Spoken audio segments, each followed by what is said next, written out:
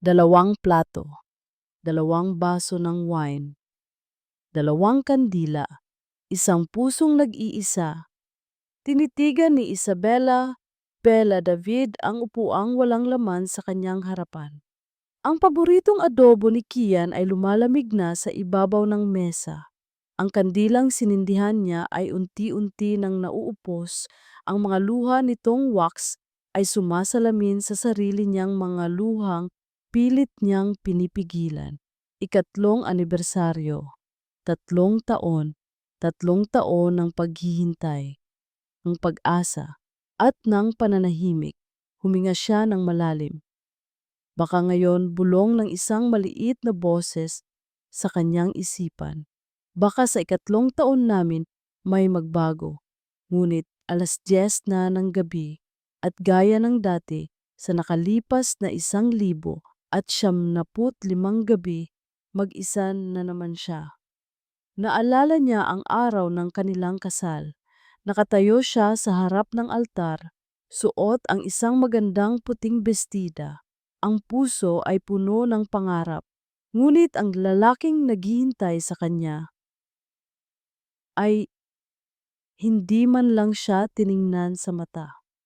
Malamig, malayo, isang estrangherong isinumpa sa kanya habang buhay.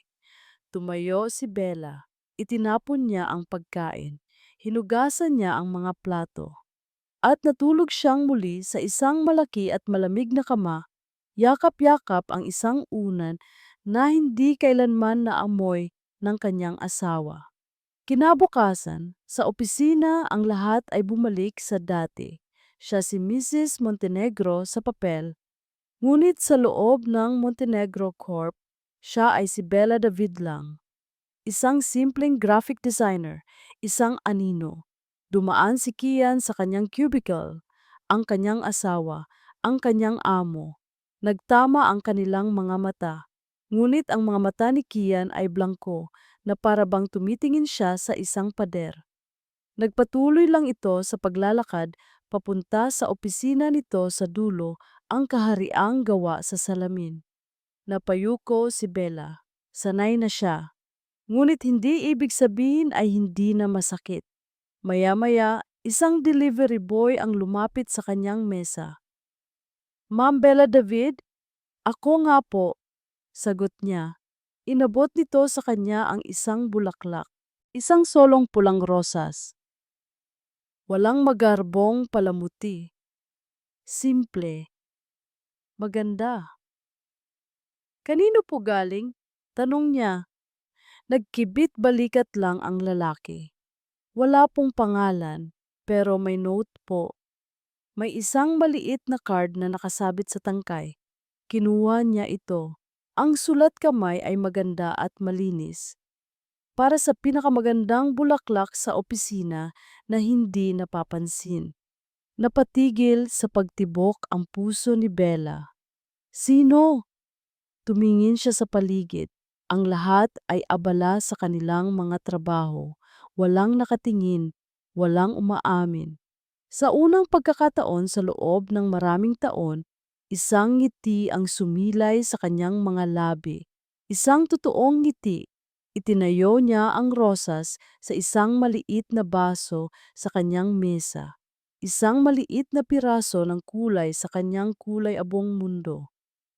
Mula sa kanyang opisina sa dulo, sa likod ng mga salaming pader, nakita ni Kian Montenegro ang lahat.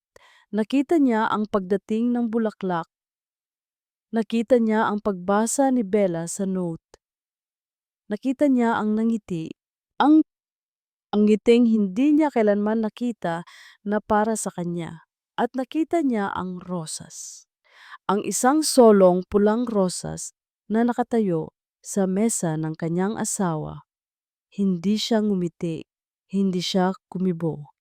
Ngunit ang kanyang panga ay dahan-dahang nagtiim. Ang pulang rosas sa mesa ni Bella ay parang isang apoy na sumusunog sa gilid ng paningin ni Kian Montenegro. Buong umaga, hindi niya ito maalis sa kanyang isipan. Sino? Kanino galing ang bulaklak na iyon? Isang imahe mula sa nakaraan ang biglang pumasok sa kanyang isip. Si Samantha, ang kanyang ex-fiancé. Naalala niya ang araw na nahuli niya itong may kasamang ibang lalaki. Ang una niyang napansin ay ang isang buke ng pulang rosas sa kotse nito. Ang lahat ng babae pare-pareho lang. Ang mga salitang iyon ay naging kanyang mantra sa loob ng 3 taon. Ang kasal nila ni Bella para sa kanya ay isang business deal lang. Isang paraan para pagbigyan ang hiling ng kanyang amang may sakit at para pagsanibin ang dalawang kumpanya. At si Bella, isa lang siyang magandang pyesa sa laro. Isang babaeng tulad ni Samantha ay siguradong may itinatagong hangarin, kaya pinanatili niyang malamig ang kanyang puso. Pinanatili niyang malayo ang kanyang distansya. Isang pader na yelo para protektahan ang sarili. Ngunit ang pulang rosas na iyon ay parang isang lamat sa pader. Hapon, oras ng meeting. Ang lahat ng department head ay naroon. At si Bella bilang bahagi ng creative team. So, sabi ng isang vice-presidente, ang proposal ng marketing team ay isang malaking product launch. Magastos, maingay. May iba pa bang ideya? Tanong ni Kian. Ang mga mata ay naglilibot sa silid. Walang nagsasalita. Biglang, sa isang mahinang boses, nagsalita si Bella mula sa kanyang upuan. Pasensya na po, pero paano po kung imbes na isang malaking event, mag-focus tayo sa isang storytelling campaign? Tumingin ang lahat sa kanya. Isang serye ng mga online video. Pagpapatuloy ni Bella, medyo mas may kumpiyansa na ngayon, na nagpapakita ng mga totoong kwento ng mga taong gumagamit ng produkto natin. Mas matipid, mas may puso, mas makakakonekta sa mga tao. Masyadong simple ang ideya mo, Bella, sabi ng vice-presidente. Hindi nagustuhan ang pagkontra. Ngunit si Kian ay nakikinig, mas may puso. Hindi, sabi ni Kian, ang boses ay may autoridad. Simple but brilliant. Tumingin siya sa kanyang mga direktor. I-develop ninyo ang konsepto ni Mrs. Montenegro. Ang paggamit niya sa apelyidong iyon ay nagdulot ng isang sandaling katahimikan sa silid. Si Bella ay nagulat. Ang vice-presidente ay napahiya. Pagkatapos ng meeting, naglakad si Kian palabas. Ang kanyang daan ay diretso sa cubicle ni Bella. Ang rosas ay nandoon pa rin, nakatayo ng buong pagmamalaki. May hawak siyang isang baso ng tubig. Habang dumadaan siya, aksidente siyang natabig. Ang tubig ay tumapon, diretso sa bulaklak. Oops, sorry, sabi ni Kian, hindi man lang humihinto o lumilingon. Naiwan si Bella na nakatingin sa kanyang basang mesa at sa nalantang rosas. Hindi siya galit. Sa halip, isang maliit na ngiti ang sumilay sa kanyang mga labi. Ang pader na yelo ay nagsisimula ng matunaw. Ang nalantang rosas ay naging isang hindi inaasahang tulay sa pagitan ni Bella at Kian. Kinabukasan, pagdating ni Bella sa opisina, wala na ang basang bulaklak. Ngunit sa lugar nito, may isang bago at mas malaking buke. Hindi na isang rosas lang, isang dosenang puting rosas. At may note ulit. Ang isang bulaklak ay hindi sapat para sa isang hardin. Napangiti si Bella. Ang misteryosong tagahanga niya ay hindi sumusuko at ang kanyang misteryosong asawa ay tila mas lalong nagiging misteryoso. Sa buong linggong iyon, ang opisina ay naging isang silent battlefield. Bawat araw may bagong regalo para kay Bella, isang kahon ng mamahaling tsokolate, isang libro ng tula. At bawat araw may isang bagong aksidente mula kay Kian. Ang tsokolate ay aksidenteng natapunan ng kape. Ang libro ay aksidenteng nahulog sa basurahan. Si Bella ay hindi na naiinis. Sa halip, naaaliw siya. Ito na ang pinakamahabang pag-uusap nila sa loob ng 3 taon. Sinubukan niyang alamin kung sino ang kanyang tagahanga. Nagtanong siya sa receptionist, sa delivery boy. Ngunit lahat sila ay iisa ang sagot. Anonymous daw po. Gusto mo, tulungan kitang alamin? Nagulat si Bella. Si Leo, ang tahimik na lalaki mula sa IT department, ang nagsalita. Kaya kong i-check ang mga security camera. Baka sakaling makita natin kung sino ang nag-iiwan. Talaga? Salamat, Leo. Ang taunang party ng kumpanya ay ginanap sa isang magarbong hotel. Lahat ay naroon, masaya at nagkakasiyahan, maliban kay Bella. Nakaupo siya sa isang mesa sa sulok, mag-isa. Si Kian ay abala sa pakikipag-usap sa ibang mga ehekutibo. Magkaiba pa rin ang kanilang mundo. Mag-isa kayata? Isang boses ng isang lalaki. Ang isa sa mga manager mula sa sales department. Amoy alak. Okay lang po ako, sir. Magalang na sagot ni Bella, ngunit umupo ito sa tabi niya. Huwag ka nang mahiya, sabi nito, inilalagay ang kamay sa balikat ni Bella. Sayang naman ang ganda mo kung magmumukmok ka lang dyan. Naramdaman ni Bella ang pag-angat ng kanyang balahibo. Sir, pakiusap po. Huwag ka nang mag-inarte, sabi ng lalaki, mas humihigpit ang hawak.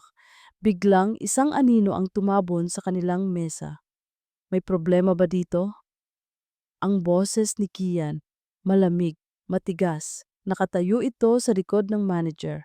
Ang mga mata ay nakatutok sa kamay nitong nasa balikat ni Bella. Agad na binawi ng manager ang kanyang kamay.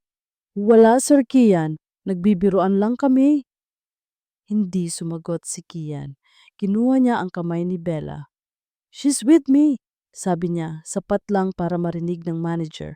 At hinila niya si Bella, palayo sa party, palayo sa ingay, palayo sa lahat. Nagpatianod lang si Bella, ang puso ay kumakabog ng malakas. Huminto sila sa tahimik na parking lot, sa ilalim ng malamlam na ilaw. Salamat, sabi ni Bella. Hindi sumagot si Kian. Binitiwan niya ang kamay ni Bella at marahas siyang isinandal sa pader ng kotse nito. Ikinulong siya nito sa pagitan ng kanyang mga braso. Sino siya? Tanong ni Kian. Ang boses ay isang galit na bulong. Ang mga mata niya ay nag-aapoy. Sino po? Ang lalaking nagpapadala sa iyo ng mga bulaklak. Sigaw nito. Ang kanyang hininga ay mainit sa mukha ni Bella. Siya ba yun? Yung kanina? Kaya ka ba nagpapakyuti sa kanya? Hindi ko alam. Hindi siya pinaniwalaan ni Kian. Ang galit, ang selos, ang 3 taong pinipigilang emosyon ay sumabog. Sa akin ka, sabi nito, mas diniinan pa ang pagkakakulong sa kanya. Sa akin ka lang, naiintindihan mo. At hinalikan niya ito. Ang halik ni Kian ay hindi malambot, ito ay marahas. Mapusok, isang halik na hindi nagtatanong, kundi umaangkin. Sa simula, nagulat si Bella. Sinubukan niyang pumiglas. Ngunit ang init ng mga labi nito, ang higpit ng yakap nito, ay parang isang apoy na tumunaw sa lahat ng kanyang pagtutol. Ang galit nito ay naging pagnanasa. Ang selos nito ay naging isang desperadong pangangailangan. At si Bella na sa loob ng 3 taon ay uhaw na uhaw sa kahit anong katiting na atensyon mula dito ay tumugon. Nang maghiwalay sila, pareho silang habol ang hininga. Nakatitig lang sila sa isa't isa. Ang galit at gulat ay napalitan ng isang bagong uri ng tensyon. Biglang natauhan si Kian. Pinitiwan niya si Bella na para bang napaso. Tumalikod ito, hindi makatingin. Umuwi ka na, sabi nito. Ang boses ay magaspang. Bago ito mabilis na pumasok sa kanyang kotse at pinaharurot ito palayo. Naiwan si Bella na nakasandal sa kotse. Nanginginig ang mga tuhod, hinahaplos ang sarili niyang mga labi. Ang gabi na iyon ay nag-iwan ng isang lamat sa pader ng yelo sa pagitan nila. Hindi na sila bumalik sa dati. Ang mga tingin ni Kian ay hindi na blanko. Mayroon na itong bigat, mayroon ng init. Hindi na sila nag-uusap, ngunit ang katahimikan ay puno na ng mga hindi masabi. At si Kian, sa unang pagkakataon ay nagsimulang gumawa ng isang bagay na hindi niya kailanman ginawa. Isang gabi, pag-uwi ni Bella, pagod mula sa trabaho, nadatnan niyang nakahain na ang hapunan, isang simpleng sinigang. Luto ni Kian. Baka gutom ka na. Sabi nito, hindi pa rin makatingin ng diretso. Ang mga maliliit na kilos na iyon ay naging isang sinag ng pag-asa para kay Bella. Ngunit habang unti-unti silang nagkakalapit, isang anino mula sa nakaraan ang naghahanda ng magbalik. Isang umaga, pagpasok ni Kian sa kanyang opisina, isang pamilyar na boses ang kanyang narinig. Surprise, darling. Nakatayo sa gitna ng kanyang opisina, suot ang isang pulang bestida na masikip ay si Samantha. Ang kanyang ex-fiancé, ang babaeng sumira sa kanyang tiwala. Anong ginagawa mo dito? Malamig na tanong ni Kian. Tanong ni Business, sabi ni Samantha, ngumiti ng napakatamis. Ang kumpanya namin ang bagong partner ng Montenegro Corp para sa Vistamar Project. Hindi mo ba nabasa ang memo? Naramdaman ni Kian ang isang kumikirot na galit. Isa na namang laro. Maganda ang opisina mo, sabi ni Samantha, lumalakad palapit, hinahaplos ang kanyang mesa. Pero parang may kulang. Siguro ako. Tapos na tayo, Samantha. Talaga ba? Sabi nito. Narinig kong kasal ka na sa isang... Nobody, come on, Kian. Alam nating pareho na hindi siya ang para sa'yo. Sakto namang kumatok at pumasok si Bella, may dalang mga dokumento. Natigilan ito nang makita si Samantha. Oh, hello there, sabi ni Samantha. Tiningnan si Bella mula ulo hanggang paa na may halong pangungutya. Ikaw siguro ang asawa. I'm Samantha. Bella, simpleng sagot ni Bella.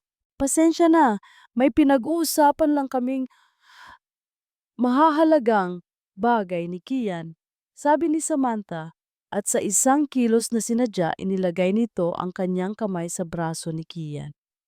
Diba darling, hindi kumibo si Kian, ngunit ang hindi niya pag-alis sa kamay ni Samantha ay isang malakas na mensahe para kay Bella. Nang gabing iyon, hindi umuwi si Kian para sa hapunan. May business meeting daw ito kasama ang bagong partner. Naiwan na namang mag-isa si Bella sa kanilang apartment. Habang nakatingin siya sa bintana, tumunog ang kanyang cellphone. Isang text message mula kay Leo. May naka-attach na litrato.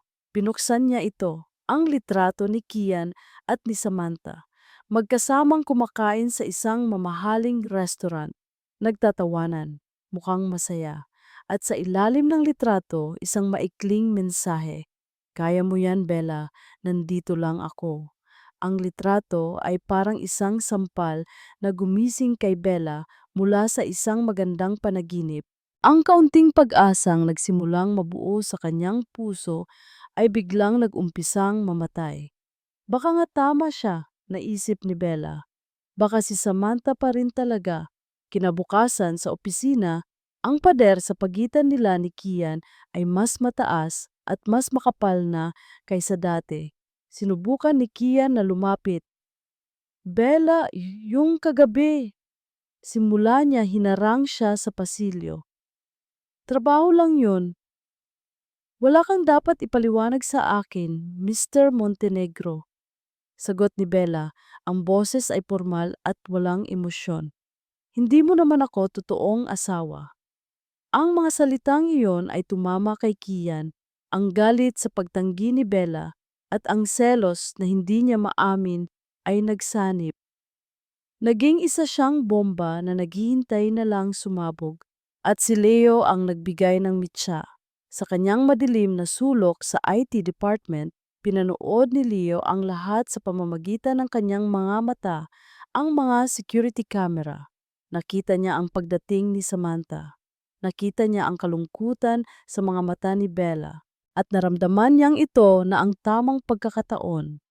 Ginamit niya ang kanyang galing. Kumuha siya ng iba't ibang video footage mula sa mga nakaraang linggo. Isang video ni Bella na masayang tumatawa habang kausap ang isang katrabahong lalaki sa pantry. Isang video ni Bella na tumatanggap ng isang maliit na regalo mula sa parehong lalaki, na sa katotohanan ay isang group birthday gift mula sa kanilang buong team.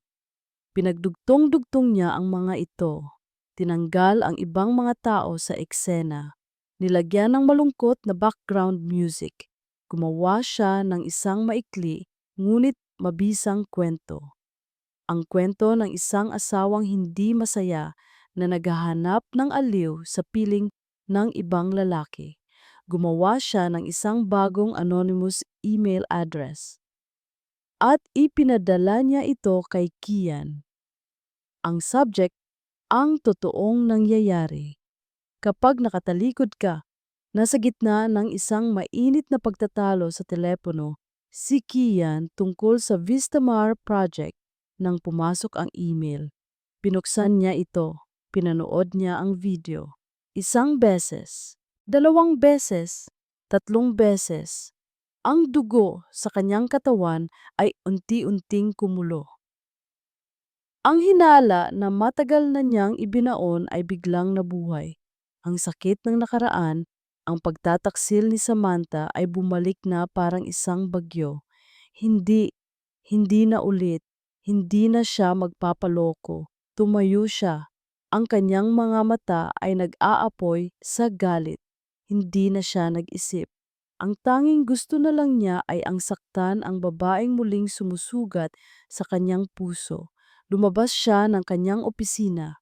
Nakita niya si Bella na nakatayo malapit sa water cooler, kausap ang parehong lalaki sa video. Nagtatawanan sila. Iyon na ang ebidensya. Sumugod siya. Ano to? Ang sigaw ni Kian ay umalingaw-ngaw sa buong opisina. Lahat ay napatingin. Hinawakan niya ang braso ni Bella at iniharap sa kanya ang kanyang cellphone, kung saan paulit-ulit na nagpe-play ang video. Ano to ha, Isabella? Sigaw niya ginagamit ang buo nitong pangalan sa unang pagkakataon. Habang ako nagtatrabaho na parang aso para sa pamilyang to, ikaw nakikipaglandian sa iba sa likod ko? Napatanga si Bella. Ang kanyang mga katrabaho, ang buong mundo ay tila huminto. Ang kanyang mukha ay namutla. Ang kanyang mga labi ay nanginginig. Ang lalaking nagsimula na niyang mahalin ay sinisigawan siya ngayon ng mga akusasyong walang katotohanan. Sa harap ng lahat ng taong nakakakilala sa kanya. Ang kahihiyan, ang sakit, ang puso niyang unti-unti nang nabubuo ay biglang nabasag sa libu-libong piraso. Ang katahimikan na sumunod sa sigaw ni Kian ay mas nakakabingi pa. Nakatayo si Bella sa gitna ng opisina sa ilalim ng tingin ng lahat ng kanyang katrabaho. Ang bawat pares ng mata ay parang isang kutsilyong humuhusga sa kanya. Ang video sa cellphone ni Kian ay patuloy na nagpe-play. Ang tawa niya sa video ay parang isang panunuya mula sa ibang mundo, mula sa isang buhay kung saan kaya niya pang tumawa. Tinitigan niya si Kian. ang lalaking minahal niya sa loob ng 3 taon sa katahimikan. Ang lalaking nagbigay sa kanya ng kaunting pag-asa. Ngayon ang lalaking ito ay nakatayo sa harap niya. Ang mga mata ay nag-aapoy, hindi sa pagnanasa, kundi sa purong pagkasuklam. Hindi siya umiyak, hindi siya nagsalita para ipagtanggol ang sarili. Dahil sa sandaling iyon, isang bagay ang naging malinaw sa kanya. Tapos na ang 3 taong paghihintay, ang 3 taong pagtitiis, ang 3 taong pag-asang baka isang araw makikita siya nito. Lahat ng iyon ay naglaho sa isang iglap, sinunog ng isang akusasyong walang basehan. Dahan-dahan, tumalikod siya. Naglakad siya pabalik sa kanyang cubicle. Ang bawat hakbang ay mabigat. Ang bawat pagtingin ng kanyang mga katrabaho ay isang sampal. Hindi niya inayos ang kanyang mga gamit. Hindi niya binuksan ang kanyang computer. Kinuha niya lang ang kanyang bag. Naglakad siya ulit. Ngunit ngayon, ang direksyon niya ay hindi ang pinto palabas. Ang direksyon niya ay ang opisina sa dulo. Ang opisina ni Kian. Sumunod ang mga mata ng lahat sa kanya. Pumasok siya sa loob ng hindi kumakatok. Nakatayo si Kian sa tabi ng bintana, nakatalikod. Ang mga kamay ay nasa kanyang bulsa. Hindi siya nagsalita. Inilapag niya ang kanyang bag sa sahig at dahan-dahan hinubad niya ang kanyang singsing sa kasal. Ang manipis na gintong singsing na naging simbolo ng kanyang pag-asa at ng kanyang bilangguan sa loob ng 3 taon. Lumapit siya sa malaking mahogany desk ni Kian at marahan inilapag niya ang singsing sa makintab na ibabaw nito. Ang maliit na tunog ng metal na tumama sa kahoy ay umalingaw-ngaw sa tahimik na opisina. Napalingon si Kian. Nakita nito ang singsing. Nakita nito ang ekspresyon sa mukha ni Bella. Wala ng sakit, wala ng luha, wala na. Tapos na ako, Kian. Sabi ni Bella, ang boses ay kalmado, ngunit walang buhay. Pagod na ako. At tumalikod na siya. Bella. Narinig niya ang tawag ni Kian, ngunit hindi na siya lumingon. Naglakad siya palabas ng opisina.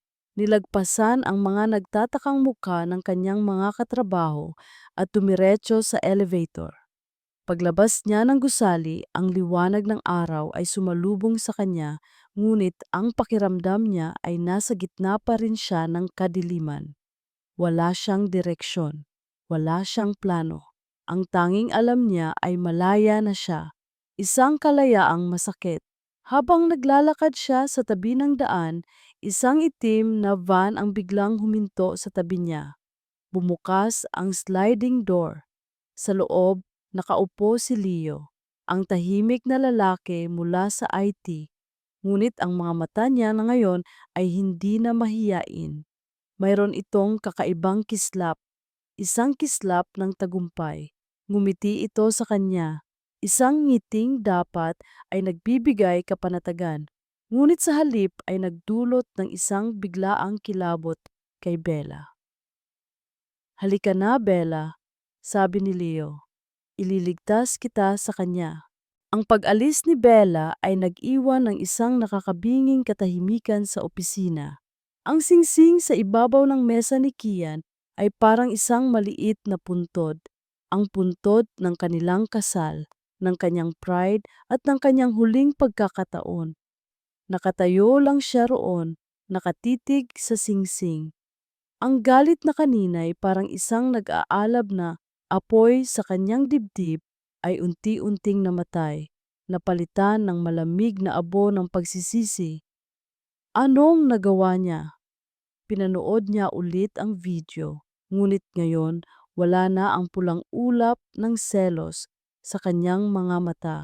Nakita niya na ang biglaang pagputol, ang hindi natural na paggalaw ng kamera. Ang ngiti ni Bella sa video, hindi ito ngiti ng isang taong nakikipaglandian. Ito ay isang simpleng, masayang ngiti. Anong nagawa ko? Tumakbo siya palabas ng kanyang opisina. Nasaan si Bella? Sigaw niya. Kakaalis lang po, sir. Sagot ng isang takot na empleyado. Sinubukan niyang tawagan ang cellphone ni Bella. Hindi ito sumasagot. Tawag siya ng tawag. The number you have dialed is currently unavailable. Isang takot na di pa niya naramdaman dati ang nagsimulang gumapang sa kanyang buong katawan. Isang takot na mas malala pa sa takot na maiwanan. Ang takot na siya ang nang iwan. Bumalik siya sa kanyang opisina na parang isang bagyong walang direksyon. Kailangan niyang malaman ang totoo. Security! Sigaw niya sa intercom. Ipadala ninyo sa akin ang lahat ng CCTV footage sa 34th floor noong Martes. Mula alas 3 hanggang alas 4 ng hapon. Ngayon din. Ilang minuto lang ipinadala na sa kanya ang file. Pinanood niya ito. Naroon ang eksena. Si Bella, masayang kausap ang buong team. Ang katrabaho nilang si Paulo, inaabutan si Bella ng isang maliit na kahon, isang regalo. Pagkatapos, ang buong team ay nagpalakpakan at kumanta ng happy birthday. Birthday ni Paulo. Ang regalo ay mula sa kanilang lahat. Ang video na ipinadala sa kanya ay isang kasinungalingan, isang perpektong pag-frame up. Sino? Sino ang gagawa nito? Ang tagahanga, ang misteryosong tagahanga. Hindi siya isang tagahanga, naisip ni Kian. Isa siyang kaaway. Biglang isang ideya ang pumasok sa kanyang isipan. Isang nakakakilabot na ideya. Leo. Ang lalaki sa IT. Ang lalaking nag-alok na tulungan si Bella na alamin kung sino ang tagahanga. Ang lalaking may access sa lahat ng kamera. Ang lalaking laging nakangiti kay Bella sa isang paraang kakaiba. Tumakbo si Kian palabas ng kanyang opisina, palabas ng gusali, papunta sa kanyang kotse. Kailangan niyang mahanap si Bella. Kailangan niyang humingi ng tawad. Kailangan niyang iligtas ito mula sa isang panganib na hindi nito alam. Habang nagmamaneho siya, walang direksyon, dinadial pa rin ang numero ni Bella. Isang text message ang pumasok. Mula sa numero ni Bella. Huwag mo na akong hahanapin. Masaya na ako sa piling ng taong tunay na nagmamahal sa akin. Ang mga salitang iyon ay isang sampal, ngunit hindi na selos ang naramdaman ni Kian. Takot. Purong takot. Dahil alam niyang hindi si Bella ang nag-type ng mga salitang iyon. Nakatali, nakagapos. Iyon ang sitwasyon ni Bella. Pagkatapos siyang iligtas ni Leo, dinala siya nito hindi sa isang ligtas na lugar, kundi sa isang lumang, abandonadong bahay sa labas ng siyudad. Ano nang ibig sabihin nito, Leo? Tanong ni Bella, sinusubukang manatiling kalmado. Ang Leo na kaharap niya ngayon ay hindi na ang mahiyain at tahimik na Leo mula sa opisina. Ang mga mata nito ay nagniningning sa isang kakaibang apoy. Isang apoy ng obsesyon. Hindi mo ba nakikita, Bella? Sabi nito, lumalapit. Ito ang simula natin. Malayo sa kanya. Malayo sa lahat ng nananakit sa iyo. Ipinakita nito sa kanya ang isang pader na puno ng mga litrato. Mga litrato ni Bella. Kuha sa opisina, sa labas ng bahay niya, sa coffee shop. Mga litratong hindi niya alam na kinunan. Pinapanood kita, Bella, palagi, bulong nito. Ako lang ang nakakakita sa'yo. Ako lang ang nakakaintindi sa'yo. At ako lang ang karapat-dapat sa'yo. Naramdaman ni Bella ang isang tunay na kilabot. Hindi ito pag-ibig. Ito ay isang sakit. Leo, pakiusap. Pakawalan mo ako. Para ano? para bumalik ka sa lalaking nanakit sa'yo? Tawa nito. Hindi, dito ka lang sa tabi ko, aalagaan kita. Samantala si Kian ay parang isang mabangis na hayop na naghahanap sa kanyang nawawalang kapareha. Gamitin ninyo ang lahat. Sigaw niya sa kanyang security team sa telepono. I-trace ninyo ang cellphone niya. I-check ninyo ang lahat ng CCTV sa labas ng building. Hanapin ninyo ang itim na van. Ngayon na, ginamit niya ang lahat ng kanyang kapangyarihan at pera. Makalipas ang isang oras na parang isang taon, nakuha nila ang lokasyon. Isang abandonadong bahay sa Rizal. Hindi na siya naghintay ng pulis. Mag-isa siyang pumunta. Pagdating niya, tahimik ang lugar. Dahan-dahan siyang pumasok sa sirang pinto. Bella? Kian! Ang sigaw ni Bella ay nanggaling sa isang silid sa itaas. Sumugod si Kian paakyat. Ngunit pagbukas niya pabus niya ng pinto, isang matigas na bagay ang humampas sa kanyang likod. Si Leo. May hawak itong isang tubo na bakal. Bumagsak si Kian sa sahig. Sinabi ko na sa iyong layuan mo siya, sabi ni Leo, galit na galit. Leo, tama na, sigaw ni Bella. Ngunit hindi na nakikinig si Leo. Itinaas nito ang tubo, handa nang hampasin ulit si Kian. Sa isang desperadong kilos, sinipa ni Bella ang paa ng silyang kinauupuan niya. Natumba ang silya kasama siya. Ang sakit. Ngunit nagawa niyang makuha ang atensyon ni Leo. Ang ilang segundong iyon ay sapat na. Bumangon si Kian. Sugatan, ngunit puno ng adrenaline. Sinugod niya si Leo. Nagsimula ang isang brutal na away. Si Bella, gamit ang isang piraso ng nabasag na bote, ay pilit na pinuputol ang lubid sa kanyang mga kamay. Nang sa wakas ay makalaya siya, kinuha niya ang isang mabigat na piraso ng kahoy at pinalo sa likod ni Leo. Natigilan si Leo.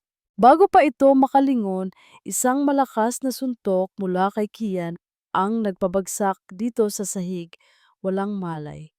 Hingal na hingal, duguan at pagod, ngunit ligtas. Lumapit si Kian kay Bella. Hinawakan niya ang mukha nito. Patawad, bulala, bulong ni Kian. Bella, patawarin mo ako sa lahat. Kian, niyakap niya ito ng mahigpit. Hindi na kita papakawalan. Pangako. Niyakap din siya ni Bella pabalik. Sa gitna ng gulo, sa gitna ng sakit, nahanap nila ang isa't isa. Biglang bumukas ang pinto. Pumasok ang mga pulis.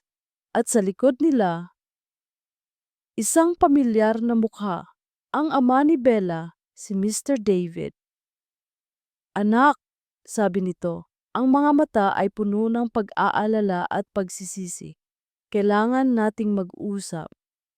Ang police station ay naging isang silid ng mga pag-amin. Si Leo ay dinala sa isang selda. Ang kanyang obsesyon ay nagtapos sa likod ng mga rihas. Si Kian at Bella naman ay magkatabing nakaupo sa isang bench. May habang si Mr. David ay nakatayo sa harap nila. Ang muka ay puno ng isang bigat na matagal na nitong dinadala. Paano? Paano ninyo nalaman kung nasaan kami? Tanong ni Bella sa kanyang ama. Si Kian, sagot ni Mr. David. Tumawag siya sa akin, sinabi niya ang lahat, na nasa panganib ka. Tumingin si Bella kay Kian, nagtataka.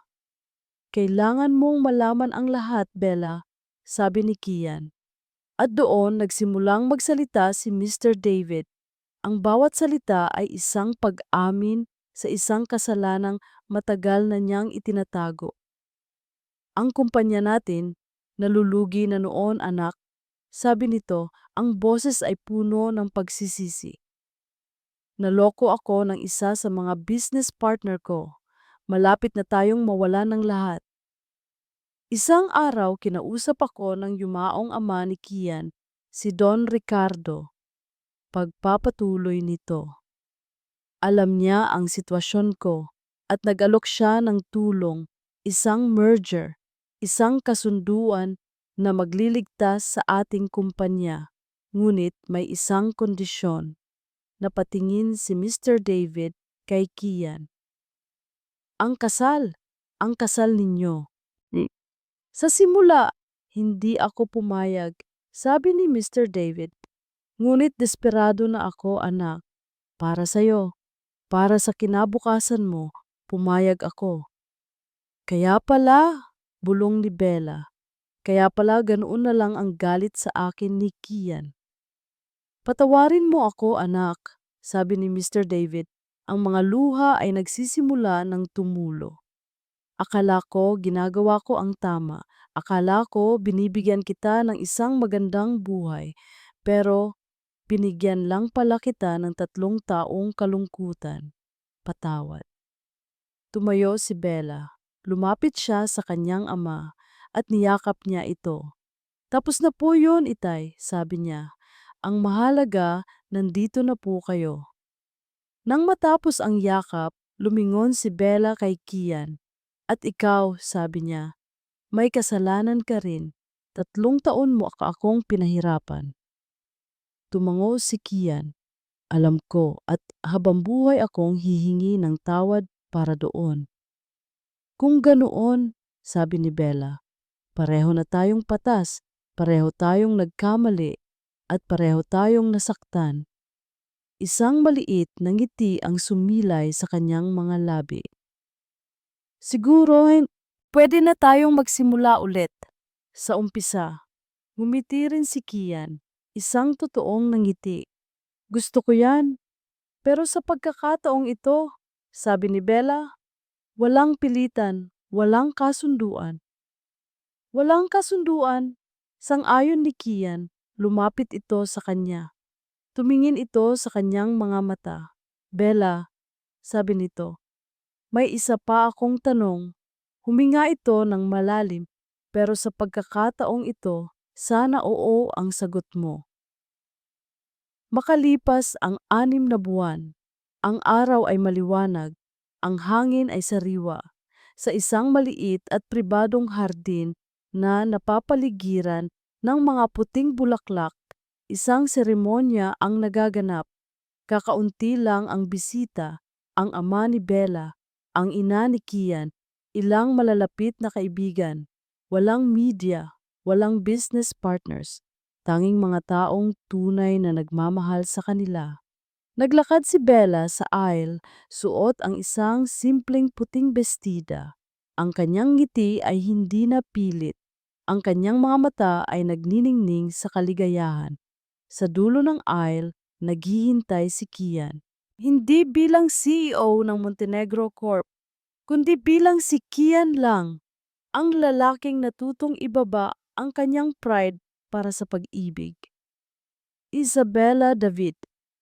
Sabi ni Kian, hawak ang mga kamay ni Bella sa harap ng lahat. Sa loob ng 3 taon, naging asawa kita sa papel. Ngayon, sa harap mo at sa harap ng Diyos, gusto kong maging asawa mo sa puso at sa gawa.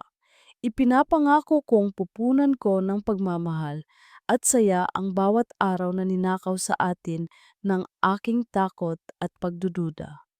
Mahal kita. Kian Montenegro, sagot ni Bella. Ang mga luha ay masayang dumadaloy sa kanyang mga pisngi. Minahal na kita bago pa man kita naging asawa sa papel. At sa kabila ng lahat ng sakit, hindi nawala ang pagmamahal na iyon. Ipinapangako kong mamahalin ka sa bawat paggising, sa bawat paghinga, hanggang sa huli. Mahal na mahal kita. Ang kanilang halik ay hindi na marahas, hindi na desperado. Ito ay malambot, puno ng pangako, at ng isang bagong simula. Pagkatapos ng seremonya, inannounce nila sa buong kumpanya ang kanilang renewed vows. Ang balita ay naging isang masayang sorpresa. Si Samantha nang malaman ito ay nagpadala ng isang simpleng text kay Kian. Congrats, be happy. At tuluyan nang nawala sa kanilang buhay.